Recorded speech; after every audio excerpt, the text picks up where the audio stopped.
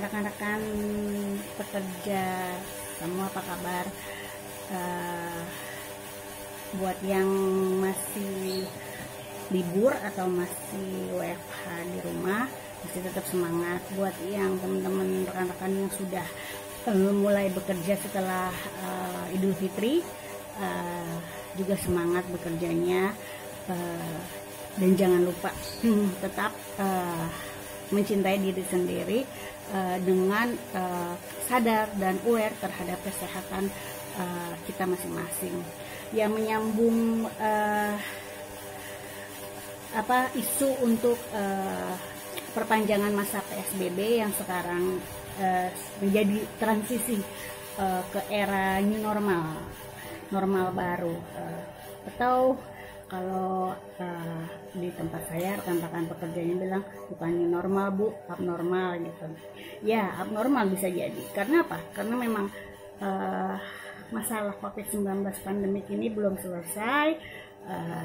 Rekan-rekan saudara kita di Surabaya malah zona diinformasikan menjadi zona hitam, tapi kita sudah agak melonggarkan juga mengenai PSBB-nya karena kesulitan masalah ekonomi. Jadi memang banyak pertimbangan yang mungkin pemerintah lakukan, termasuk kita juga di rumah sudah pusing dengan segala biaya-biaya yang memang harus dikeluarkan untuk kehidupan sehari-hari, tetapi karena tidak bisa bekerja, jadi seperti gaji dipotong atau tidak dibayar sama sekali juga menjadi dampak bagi kita semua, terutama rekan-rekan pekerja buruh. Menyambung hal itu, gimana rekan-rekan untuk menghadapi era baru normal ini. Semoga rekan-rekan juga masih tetap sadar, masih tetap mencintai diri sendiri dan keluarga dengan memakai masker setiap hari apabila keluar rumah. Terus juga kebersihannya juga tetap dengan menyediakan cuci tangan dan membawa sanitizer kemanapun. Saya si tips sih memang harus belilah yang kecil sanitizer dan selalu ada di tas gitu. Jadi kita berusaha dari diri kita sendiri untuk mencegah virus itu ke tubuh kita. Jadi semoga apabila imun kita bagus, kebersihan kita bagus, kita terhindar dari COVID-19 gitu. Menyambung lagi mengenai upah atau tadi yang saya bilang, mungkin ada yang dibayar, ada yang enggak, diliburkan, ada yang WFH, perhitungannya bagaimana sih gitu ya. Kalau saya sih menyikapi dari teman-teman compliance ya, di grup compliance. Kita punya grup compliance namanya Compliance Community Indonesia, CCI. Halo Om Rian, saya colek Om Rian ya sebagai ketuanya. Kita diskusi banyak masalah upah ini ya, karena termasuk kita juga masih bekerja di perusahaan, dan notabene walaupun kita compliance sebagai penyambung lidah manajemen ke pekerja atau karyawan, kita juga adalah masih buruh gitu. Jadi kita juga berhak tahu bagaimana sih upah yang akan dijalankan manajemen atau perusahaan selama masa pandemi ini. Jadi kita berusaha untuk mencari tahu, juga untuk berdiskusi di grup-grup compliance.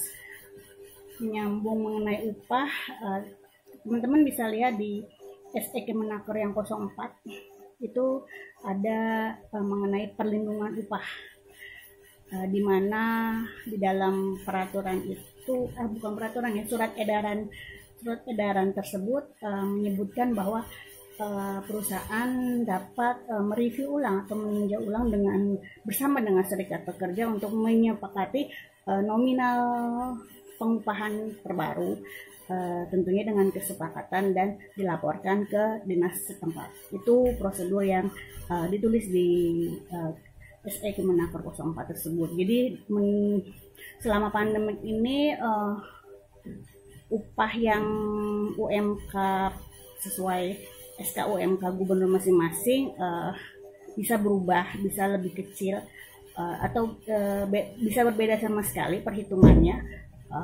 asal didasarkan dengan diskusi dan kesepakatan. Apabila teman-teman tidak punya serikat pekerja di dalam perusahaannya, bisa dengan LKS Bipartit.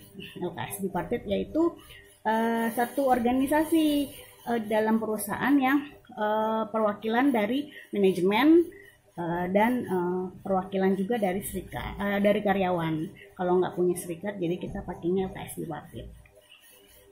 Nah, setelah upah tersebut sepakat, selama masa pandemik ini dibayarkan sesuai kesepakatan, jadi tidak mengikuti UMK. Jadi mungkin dilonggarkan, banyak perusahaan-perusahaan juga yang tutup akibat tidak sanggup untuk membayar gaji perusahaan ataupun juga bukan biaya-biaya operasional gitu. Jadi mungkin berdasarkan pertimbangan hal-hal ini juga pemerintah melakukan surat edaran tersebut. Nah, buat rekan-rekan pekerja yang masih pengen tahu SE Kemenaker tersebut, silahkan di download. Nanti saya kasih linknya untuk mendownload SE tersebut, bisa dibaca dan bisa dipahami di dalam surat tersebut.